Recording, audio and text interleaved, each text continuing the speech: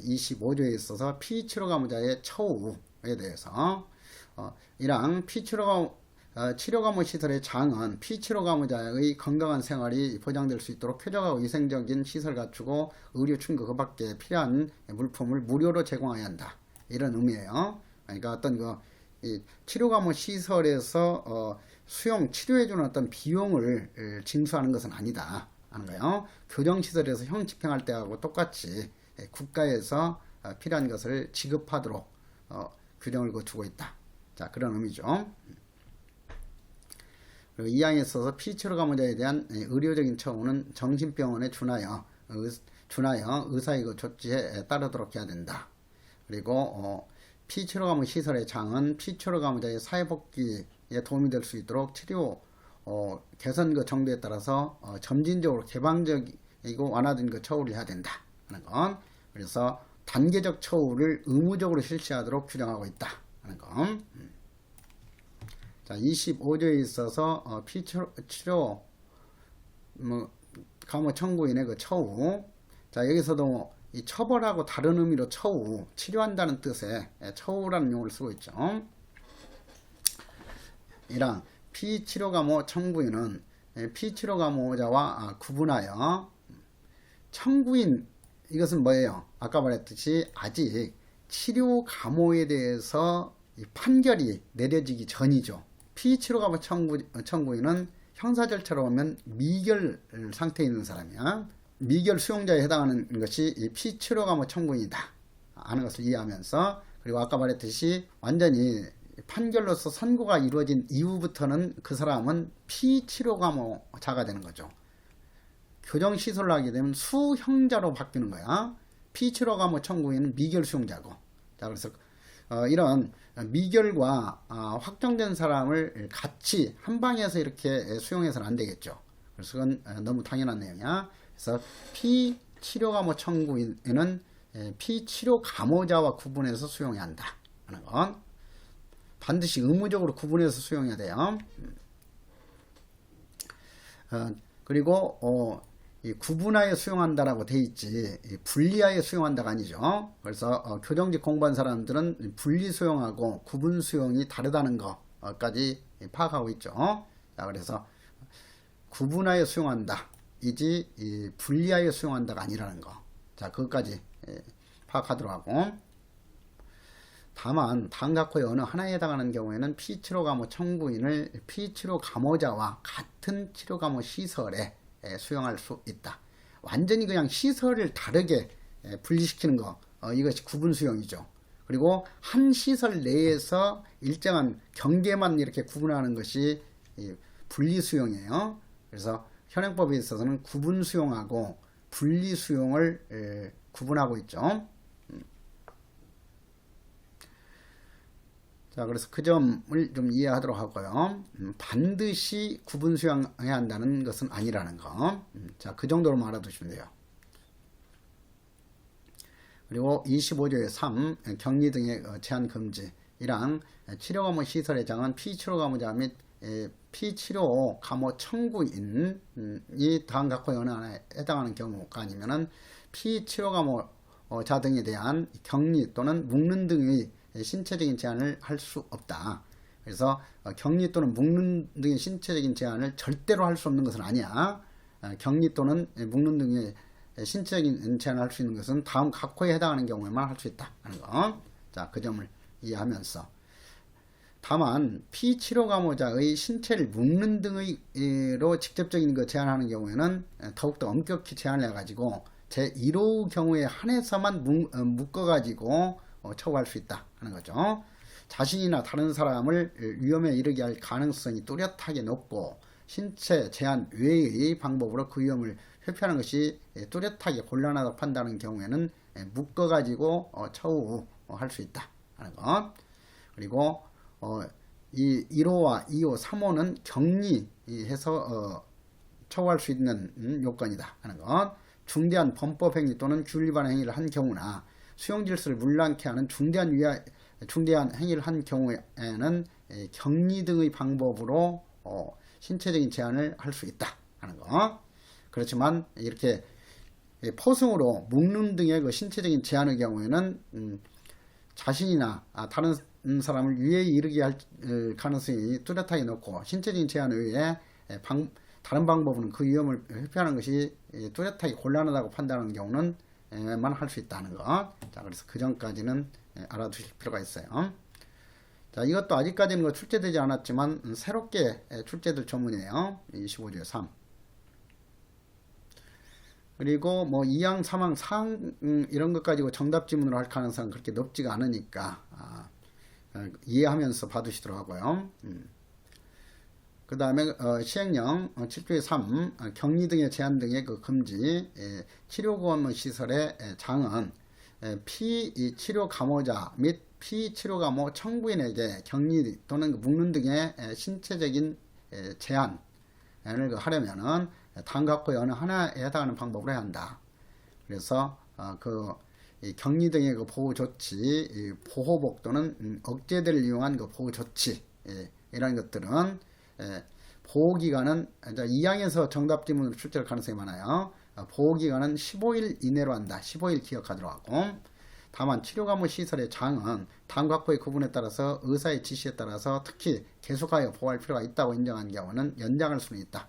근데 원칙적으로 정답으로 출제하는 것은 이 보호기간 묻는 문제예요. 그래서 15일 이내를 확실하게 기억하도록 하고요. 그 다음에 사망에 있어서 보호 조치 기간 연장은 1회 7일 이내로만 연장할 수 있다.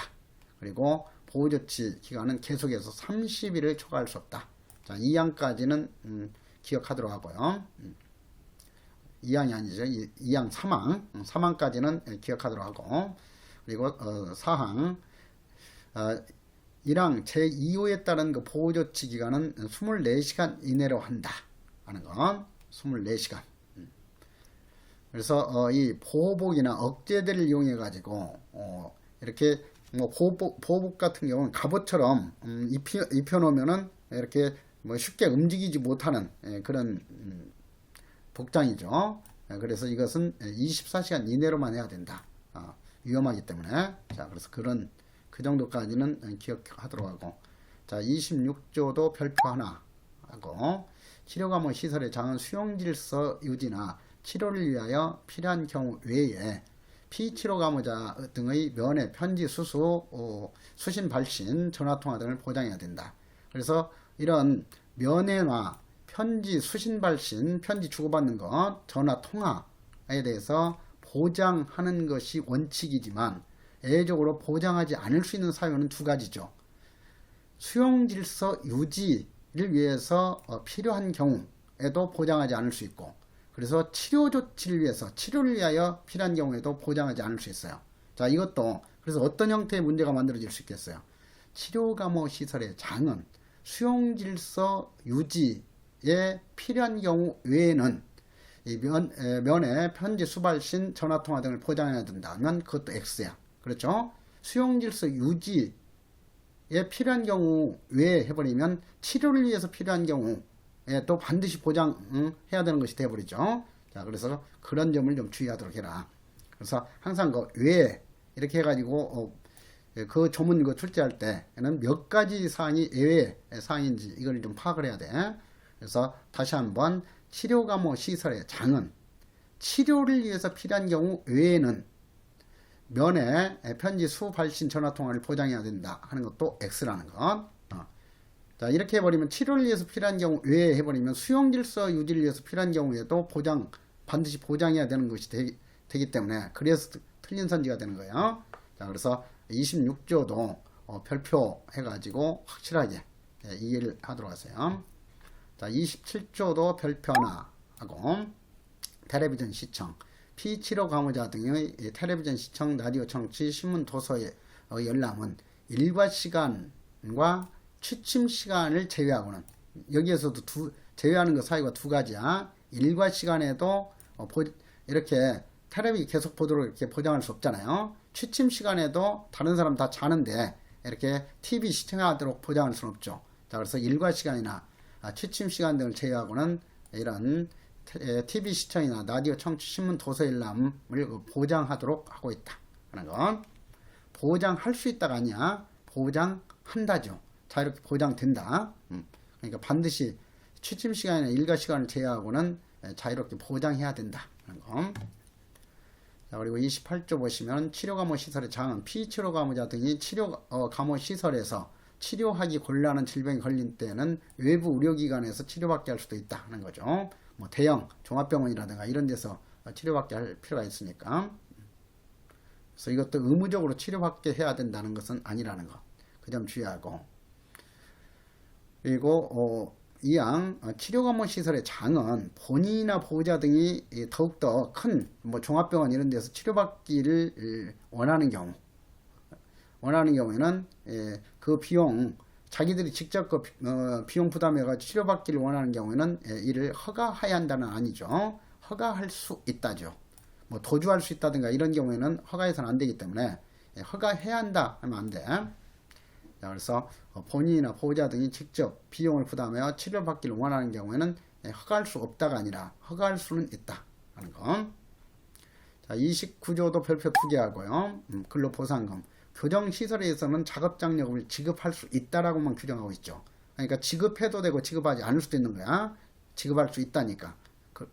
그리고 근로시켰을 때 지급하는 그 금액 명칭을 작업장려금이라는 용어를 쓰고 있죠. 형집행법령에서는. 근데 치료감호법에서는 근로보상금이라는 용어를 쓰면서 근로보상금은 임금처럼 지급해야 한다예요. 지급할 수 있다가 아니라. 그래서 그 점을 주의하도록. 근로에 종사하는 피치료감호자에게 근로에 종사시킬 수 있는 대상자는 피치료감호 청구자는 아니야. 미결 상태에 있는 사람에게는 이런 거 근로 종사하게 할 수 없어요. 그래서 근로에 종사하는 대상자는 피치료감호자에게만 한정됐지 피치료감호자 등에게가 아니죠. 자, 그래서 그 점도 이해하도록 하시고, 피치료감호자에게는 근로의욕을 북돋우고 석방부 사회정책에 도움이 될 수 있도록 법무부 장관이 정하는 바에 따라서 근로보상금을 지급해야 한다. 의무적으로 지급해야 된다 하는 건. 그리고 30조에 있어서 이것도 형집행법령하고 구분하면서 비교해서 알아둘 내용이야. 자, 1항 피치료감호자나 법정 대리인 등은 지금 형집행법령에 있어서는 오로지 수용자만 청원할 수 있도록 규정하고 있지 그 법정 대리인의 대리청원은 인정하지 않아요. 근데 치료감호법에 있어서는 지금 특수한 경우잖아. 아까 말했듯이 상실 상태에 있는 피치료 감호자가 있을 수도 있고 그렇죠. 그렇기 때문에 이런 경우에는 그 법정 대리인이 대신 어떤 그 권리 구제 활동을 할 수 있도록 해야 돼.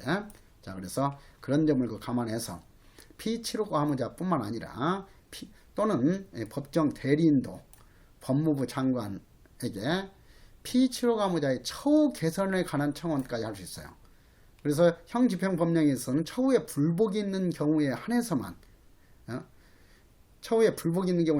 청원할 수 있다요. 그렇지만은 그러니까 형집행법령에서는 처우 개선에 관한 청원을 할 수 없죠. 처우에 대해서 불복이 있는 경우에만 할 수 있도록 청원 요건을 엄격하게 규정을 하고 있어요. 그렇지만은 이 치료감호 시설에 있어서는 청원 요건을 관대하게 이렇게 확대시키고 있다. 어떤 그 처우 개선에 대해서도 청원할 수 있도록 하고 있다. 자, 그 점까지는 구분해서 알아두시고요. 자, 31조도 별표 하나 하고, 법무부 장관은 연 2회 이상 치료감호 시설의 운영 실태 및 피치료감호자에 대한 처우 상태를 점검해야 한다. 이것도 형집행법령에 있어서는 순회 점검이 연 1회 이상이야. 그런데 여기에서는 치료감호 시설은 연 2회 이상이죠.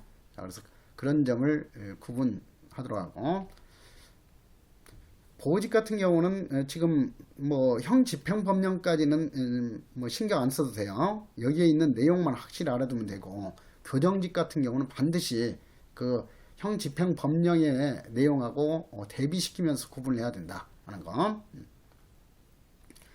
제5장 보호관찰이죠. 32조 보호관찰. 피치료감호자가 다음각과 어느 하나에 해당하면은 보호관찰이 시작된다죠. 그러니까 예외 없이 반드시 보호관찰이 시작돼요. 가석방 시의 보호관찰은 가석방 된 자는 보호관찰을 받는다. 다만 행정기관에서 필요 없다고 인정하는 경우는 그러지 아니하다 해가지고 예외가 인정됐죠. 그래서 가석방된 자에게는 반드시 보호관찰을 부과해야 한다면 X라고 그랬어요. 그렇지만은 여기 치료감호법에 있어서는 반드시 보호관찰을 부과해야죠. 보호관찰이 시작된다 이렇게 되어 있으니까. 그래서 가종료되었을 때는 반드시 보호관찰을 부과해야 한다. 보호관찰이 그대로 시작된다 하는 거. 그리고 이 법정대리인에게 위탁했을 때에도 보호관찰은 시작된다. 그래서 보호관찰의 요건도 그런 점에서 이해를 하더라고요. 그리고 3호 기간 또는 연장된 그 기간 아니 그 만료되는 피치료감호자에 대해서 37조에 따라서 치료감호심의위원회가 심사해가지고 보호관찰이 필요하다고 결정한 경우에는 치료감호 기간이 만료되었을 때에도 보호관찰을 할 수 있도록 특별 규정을 주고 있어요. 그래서 이 3호 같은 경우는 아주 특별한 규정이기 때문에 치료 감호심의위원회가 심사해가지고 보호관찰이 필요하다고 결정된 경우는 치료 감호기간이 끝난 후에도 만료된 이후에도 보호관찰을 부과한다 하는 거. 보호관찰이 시작된다는 거. 그리고 보호관찰 기간은 뭐 몇 년 이내로 한다도 아니죠. 그래서 보호관찰 부과했다면 무조건 3년으로 한다예요. 3년. 그래서 3년 이하로 한다 하는 것도 함정으로 출제될 수 있으니까 주의해야 되겠죠. 그리고 사망 보호관찰을 받기 시작한 자. 자, 보호관찰을 당하는 사람이라는 의미에서 피보호관찰자 이렇게 또 쓰고 있잖아요. 근데 보호관찰 등에 관한 법률에서는 용어를 어떻게 썼어요? 보호관찰 대상자라는 용어를 썼는데 또 이 법에서는 피보호관찰자 이렇게 복잡하게 또 다른 용어를 쓰고 있어. 이것도 입법 수준이 낮기 때문에 그래요. 한 국가에 있어서는 법률 용어는 전체적으로 다 통일이 돼야 되는데 지금 이런 법 제정에 대한 어떤 그 의식이라든가 이런 게 상당히 지금 낮기 때문에 이런 문제가 나타나는 거예요. 아무튼 자 피보호관찰자에 대해서 다음 각과의 어느 하나에 해당하게 되면 보호관찰이 완전히 종료가 되는 거죠. 그래서 피보호관찰자에 대한 보호관찰 종료 사유는 당연히 보호관찰 기간이 끝났을 때 종료 요건이 아닌 것 구분하는 문제는 출제 가능성이 높아요. 자, 그리고 보호관찰 기간이 끝나기 전이라도 치료감호심의위원회의 치료감호 종료 결정이 있었다면 주된 처분인 치료감호가 끝났는데 부수적으로 보호관찰을 유지할 필요가 없는 거죠. 자, 그리고 3호 보호관찰 기간이 끝나기 전이라도 피보호관찰자가 다시 잡혀 들어갔을 때 더 이상 사인의 처분을 할 수 없잖아요. 그래서 치료감호 집행을 받게 돼서 재수용되었을 때이죠. 자, 이것도 좀 주의할 것이 뭐야? 보호관찰법에 있어서는 금고 이상의 형의 집행을 받게 된 때는 이 종료 사유가 아니었어요. 자, 그래서 그 점하고 좀 구분하도록 보호관찰 기간이 끝나기 전이라도 피보호관찰자가 다시 치료감호 집행을 받게 되어 재수용되었을 때는 보호관찰이 종료된다. 그러나 보호관찰법에 있어서 이 금고 이상의 형의 집행을 받게 된 때에는 이 보호관찰의 종료 사유가 아니다 하는 거. 자, 그래서 그 점 사회봉사 수강명령의 종료 사유도 아니었죠. 금고 이상의 형의 집행을 받게 된 때는 보호관찰 사회봉사 명령 수강명령의 종료 사유가 아니다가 정답으로 출제될 가능성이 많다고 그랬어요. 자, 그래서 그런 점을 같이 비교해서 알아두도록 하고, 그 다음에 사항 보시면 피보호관찰자가 보호관찰 기간 중, 자, 여기서 다시 이 보호관찰법과 똑같은 규정이 나오기 때문에 함께 이제 또 통일해서 이해를 해야죠. 피보호관찰자가 보호관찰 기간 중, 여기서 피보호관찰자가 보호관찰 기간 중 새로운 범죄로죠. 여기서는 그러니까 여기에서는 지금 새로운 범죄를 범해서 그런 게 아니야. 보호관찰 기간이 끝나기 전에 치료감호를 받다가 치료감호가 다시 집행되는 경우죠. 이 경우는. 자, 그래서 그 점하고 여기에서는 보호관찰 기간 중에 또 다른 범죄 행위를 해가지고 그 범죄 행위에 대해서 금고 이상의 형의 집행을 받게 된 때죠. 그래서 이것은 보호관찰법하고 똑같은 규정이에요. 자, 그래서 이것도 별도로 별표 2개 해가지고 확실하게 보호관찰법하고 같이 연결시켜서 정리하도록 하세요. 그래서 새로운 범죄로 금고 이상의 형이 집행을 받게 된 때는 보관찰은 종료되지 아니하며 해당 형의 집행기간 동안 피보관찰자에 대한 보관찰 기간은 계속 집행된다. 자, 보관찰법하고 똑같은 규정이에요. 그리고 5항에 있어서 피보관찰자에 대해서 금고 이상의 형의 집행이 종료 면제 또는 피보관찰자가 가석방된 때에는 보관찰 기간이 아직 남아있으면 그 잔여 기간 동안에 보관찰 기간은 집행한다 했죠. 그래서 이것도 보관찰법과 똑같은 그 규정 내용이기 때문에 같이 연결해서 기억하도록 해라. 자, 준수사항은 보관찰법에서 주로 많이 출제가 돼요. 그래서 여기에서도 그냥 보관찰법보다는 그렇게 중요하지는 않지만 둘 필요는 있는 조문이죠. 자, 1항 피보관찰자는 보관찰 등에 관한 법률 제2항에 따른 준수사항을 성실히 이행해야 된다 하는 거. 그리고 2항 치료감호 심의위원회는 보관찰자의 치료 경과 및 특성 등에 비춰 필요하다고 판단되면 준수사항 이외에 단각호의 전부 또는 일부를 따로 보관찰 기간 동안 특별히 지켜야 할 준수사항, 특별 준수사항을 부과할 수도 있다. 특별 준수사항은 어디에서 부과해요? 치료감호 심의위원회에서 부과하도록 하고 있죠. 법원에서 하는 게 아니라고 그랬어요. 피치료감호 자에 대해서는 치료감호 심의위원회에서 관리한다 하는 거. 자, 그래서 이러한 특별 준수사항을 부과할 수 있다. 특별 준수사항은 의무적으로 부과해야 되는 것은 아니죠.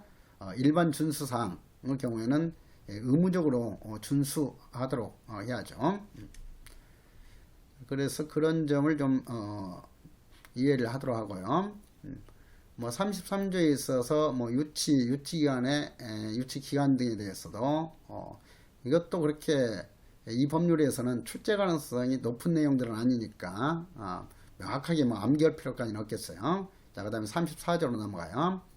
34조에서 피보관찰자 등의 신고 의무 1항 피보관찰자나 법정 대리인 등은 대통령령으로 정하는 바에 따라서 출소 후 거주 예정지나 그 밖에 필요한 사항을 미리 치료감호 시설의 장에게 의무적으로 신고해야 한다 하는 거. 피보관찰자도는 이렇게 치료감호 시설의 장에게 의무적으로 신고해야 된다 하는 거. 그리고 피보관찰자나 법정 대리인은 출소 후 10일 이내에 직업치료 받는 병원 등에 대해서 서면으로 보관찰관에게 신고해야 된다. 자, 이 보관찰 그 대상자의 경우에는 어떤 법률에서는 다 출소 후 10일 이내에 보관찰관에게 서면으로 신고하도록 의무 규정을 두고 있어요. 그래서 이것도 다른 전자기기 부착법이나 성충동 약물치료법에서도 공통적인 규정이기 때문에 이 피보관찰자나 법정 대리인, 그러니까 보관찰 대상자나 피보관찰자 등은 출소 10일 이내에 보관찰관에게 서면으로 신고해야 된다 하는 것을 기억하도록 하세요. 그리고 35조에 있어서 보관찰 기간이 끝나면 피보관찰자에 대한 치료 감호가 끝난다. 자, 보관찰이 끝나는 경우에도 치료 감호까지 끝내는 거예요. 그래서 이것도 그 특별 규정이죠. 자, 별표 2개 하고 2항 치료감호 심의위원회는 피보관찰자가 관찰 성적 및 치료 경과가 양호하면은 보관찰 기간이 끝나기 전에 보관찰의 종료를 결정할 수 있다. 어디에서? 치료감호 심의위원회에서. 그래서 치료 감호가 선고된 이후에 사항에 대해서는 이 치료감호 심의위원회에서 심사 결정 내리는 것이지 법원에서 심사 결정 내리는 게 아니다 하는 거예요.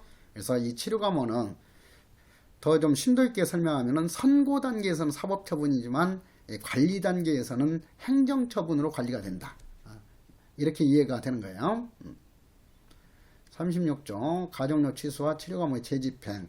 치료감호 심의위원회는 피보관찰 대상자에 대해서 그 요건이 심각하게 위반된 때에는 다시 치료감호를 집행할 수도 있다 하는 것. 자, 그 정도로 알아두시면 되겠고, 이것도 그러니까 금고 이상에 해당하는 죄를 지은 때 과실범 제외한다는 것은 가석방의 요건하고 집행유예 요건에서도 공통적으로 규정했었잖아요.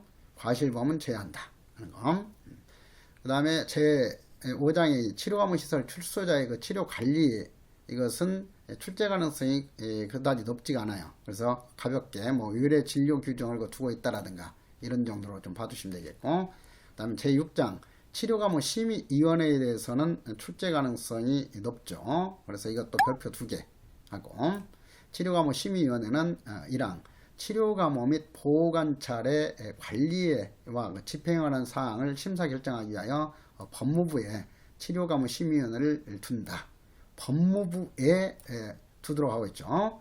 그래서 이것은 보호관찰 등이라는 법률에 있어서 보호관찰 심사위원회의 경우에는 법무부 장관 소속하에 둔다 했죠. 그렇지 법무부에 둔다가 아니죠.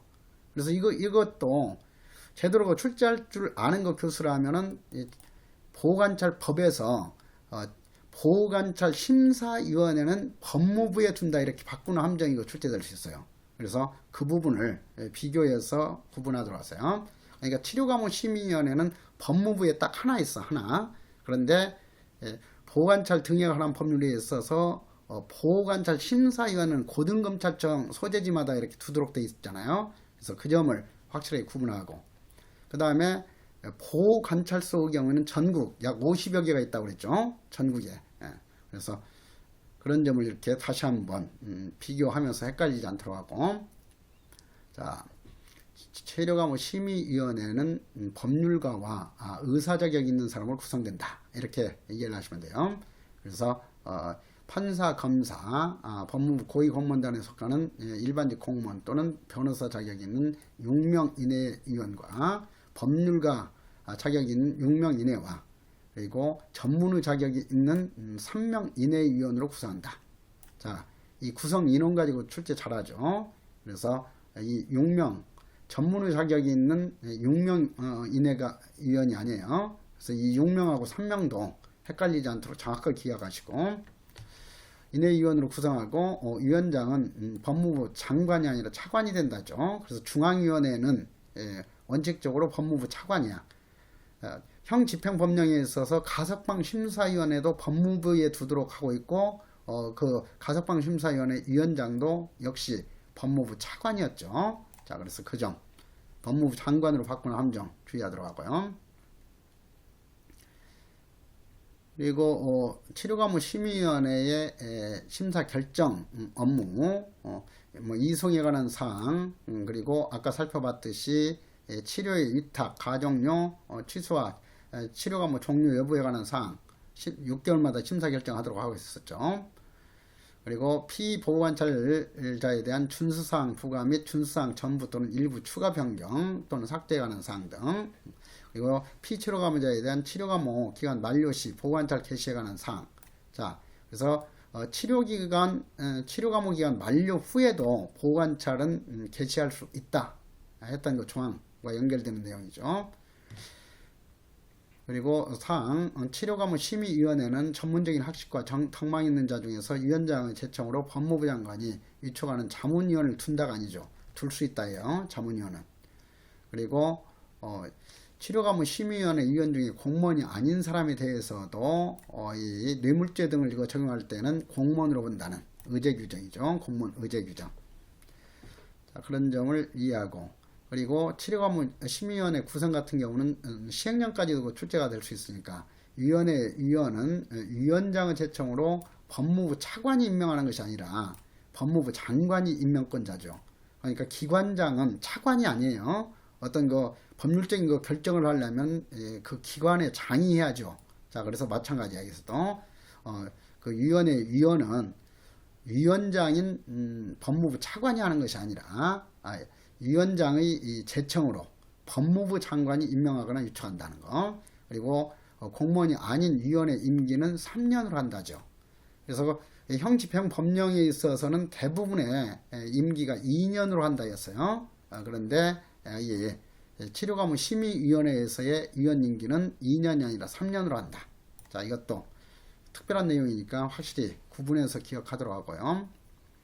위원장은 위원회를 대표하고 위원회의 업무를 총괄하며 위원회 회의를 소집하고 그 의장이 된다. 그러니까 차관이 의장이 되는 거예요. 위원장이 부득이한 사유로 직무를 수행할 수 없을 때는 위원장이 미리 지정한 위원이 직무를 대행한다지 다음 순위자가 직무를 대행한다가 아니야. 직무를 수행할 수 없을 때는 위원장이 미리 지명한 위원이 직무를 대행한다. 자, 그런 정도는 기억을 하도록 하시고요. 그 다음에 뭐 결격 사유나 위원회 해촉 사유나 이런 것에 대해서는 출제 가능성이 그렇게 높지가 않기 때문에 반드시 암기까지는 할 필요 없고요. 자, 41조에 있어서 이것도 출제 가능성이 있으니까 별표 하나 하시고, 자, 1항 위원회는 위원장을 포함한 재적위원 과반수의 출석으로 개의하고 출석위원 과반수의 찬성으로 의결한다고 되어 있죠. 자, 그래서 여기에서 출석위원 대신에 재적위원 과반수의 찬성으로 의결한다 이렇게 바꾸는 함정 주의하고, 또 교정직 준비하는 거 수험생 같으면은 3분의 2 이상으로 개의하도록 하는 것은 유일하게 뭐가 있었어요? 분류처우위원회가 있었어요. 그래서 그 분류처우위원회와는 달리 치료과목 심의위원회는 위원장을 포함해서 재적위원 과반수의 출석으로 개의하는 것이지 3분의 2 이상으로 출석하는 게 아니다 하는 거. 자, 그래서 그 점까지도 좀 주의하도록 하세요. 그리고 특별한 그 규정이 이거죠. 다른 어떤 위원회도 없어요. 교정관련위원회에서는 찬성 대 반대의 수가 같을 때는 위원장이 결정한다 하는 것은 치료과목위원회에만 해당되는 내용이다 하는 것을 알아두시도록 하고요. 그 다음에 뭐 42조에 있어서 위원회 그 기피를 그 신청할 수 있다 하는 거. 그래서 이러한 것들도 그다지 치료 감호법에서까지는 출제될 가능성이 그렇게 높은 내용들은 아니에요. 그래서 이러한 거 기피 규정으로 두고 있다 하면서 한두 번씩만 읽어보시면 되죠. 피보호자와 그 법정 대리인 등은 치료과목 심의위원회 위원에게 공정한 심사 의견을 기대하기 어려운 사정이 있을 때는 위원장에게 기피 신청할 수 있다 하는 거. 그리고 위원장은 기피 신청에 대한 위원회의 의견을 거치지 아니하고 신청이 타당한지를 결정한다. 그래서 위원장이 이 기피 여부를 결정하도록 결정한다는 거. 자, 그런 정도 알아두시도록 하고요. 그리고 44조에서 피치료감호자 등의 심사 신청 1항 피치료감호자와 그 법정 대리인들은 피치료감호자가 치료감호를 받을 필요가 없을 정도로 치유되었음을 이유로 치료감호 종료 여부를 심사하여 결정해 줄 것을 치료감호 심의위원회에 신청할 수 있다. 그래서 피치료감호자의 종료 신청 제도를 두고 있어요. 자, 이것도 별표 3개 하시고요. 피치료감호자 등의 심사 신청. 피치료감호자와 그 법정 대리인 등은 피치료감호자가 치료감호를 받을 필요가 없을 정도로 완전 이제 치유가 됐다고 생각되면은 그것을 이유로 해서 치료감호 종료 여부를 심사 결정해 줄 것을 치료감호 심의위원회에 신청할 수 있다는 거. 그리고 사망에 있어서 이 종료 신청은 치료감호 집행이 시작된 날로부터 6개월이 지난 후에 하야 한다 하는 거. 뭐 6개월 되기 전에 이렇게 신청할 수는 없어요. 6개월 또 기각하도록 하고, 우리 신청이 기각된 경우에는 다시는 신청할 수 없다가 아니죠. 신청이 기각된 경우에도 또다시 6개월이 지난 후에는 신청할 수 있다 하는 거. 자, 그래서 44조도 아직까지 그 출제되지 않았지만은 출제될 가능성이 매우 높은 조문이다 하는 거. 자, 그 다음에 제6장의 이 치료명령 새로 도입한 제도죠. 자, 그래서 44조의 2도 별표 2개 하세요. 44조의 2 선고유예 시 치료명령 통원치료 받게 하는 조치죠. 자, 법원은 치료명령 대상자에 대해서 형의 선고 또는 집행을 유예하는 경우에 치료기간을 정해서 치료받을 것을 명할 수 있다. 그러니까 치료명령은 선고유예나 집행유예하는 경우에만 할 수 있도록 하고 있어요. 그리고 2항 치료를 명하는 경우에는 반드시 보관차를 병가해야 된다죠. 애 없어요. 반드시 병가해야 된다. 치료명령을 하는 경우에는 반드시 보관차를 병가해야 된다. 자, 3항 보관찰 기간은 선고유예의 경우에는 형법과 마찬가지로 1년으로 규정하고 있고 집행유예의 경우는 형법과 마찬가지로 집행유예 기간으로 한다 하는 것. 다만 법원은 집행유예 기간 범위 내에서 보관찰 기간을 따로 정할 수는 있다 하는 거. 그리고 4항 치료기간은 보관찰 기간을 초과할 수 없다 자, 그것까지 알아두시고요. 그리고 이 판결전 조사, 이것은 보관찰 등에 관한 법률 제19조에서 규정했고, 제19조에 의해서는 소년부 법원에 주소년부 판사의 결정전 조사 규정을 두고 있듯이, 여기에서 치료감호법에서도 치료 명령과 관련해서는 판결전 조사 규정을 두고 있다. 그리고 판결전 조사는 모두가 다 요구할 수 있다는 의무적 규정이지 요구해야 한다는 없다고 강조를 했었어요. 그래서 그런 점을 같이 연결시켜서 이해하도록 하고요. 그리고 제44조의 6에 있어서 치료명령의 집행은 별표 하나 하시고요. 치료명령은 검사의 주의를 받아 보관찰관이 집행한다. 사연의 처우이기 때문에 보관찰관이 집행하는 거고, 그 다음에 치료 감호의 경우는 사연의 처우가 아니기 때문에 보관찰관이 집행할 수 없어요. 그래서 치료 감호는 검사의 주의를 받아 보관찰관이 집행한다면 X죠. 자, 그래서 그 치료 감호하고도 이런 것을 대비시키면서 파악을 해야 된다 하는 거. 자, 3항 보관찰관은 치료명령을 받은 사람에게 치료명령을 집행하기 전에 치료기간, 치료의 방법, 내용 등에 관하여 충분히 설명해야 한다 하는 거.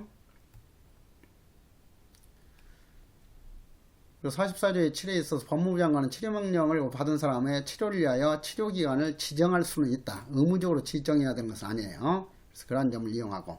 자, 44조의 9 별표 2개 하세요. 비용부담. 자, 치료감호법상 치료명령을 받은 사람에 대해서 치료기간 동안의 비용은 원칙적으로 그 대상자 부담이지 국가 부담이 아니다. 치료감호 시설 내에서 먹이고 재우고 치료하는 비용은 국가가 부담했죠. 그렇지만은 이 통원 치료하는 경우까지 국가 부담이 아니에요. 그래서 그 점을 주의하도록.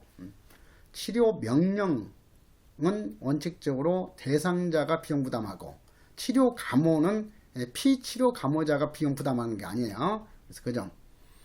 다만 치료 명령을 받은 사람이 그 비용을 납부할 만한 경제력이 없는 경우에는 국가가 비용을 부담할 수는 있다 하는 거. 자, 그리고 보칙 제45조도 시효 하니까 별표 하나 하시고요. 치료감호의 청구 시효는 치료감호 청구된 사건과 동시에 심리하거나 심리할 수 있었던 죄에 대해서 공소 시효 기간이 지나면 완성된다. 그리고 치료감호가 청구된 사건의 판결 확정 없이 치료감호가 청구될 때부터 10년이 아니라 15년이 지나면 청구의 시효가 완성된 것으로 본다 하는 거예요. 그리고 형의 시효가 있듯이 형법에서 치료감호 시효에 대해서도 규정을 하고 있죠. 그래서 이런 것은 아주 난도 높은 문제라고 출제할 때는 이 조항까지도 출제가 될 수 있지만, 일반적으로는 뭐 46조 이런 것은 출제 가능성이 거의 없죠.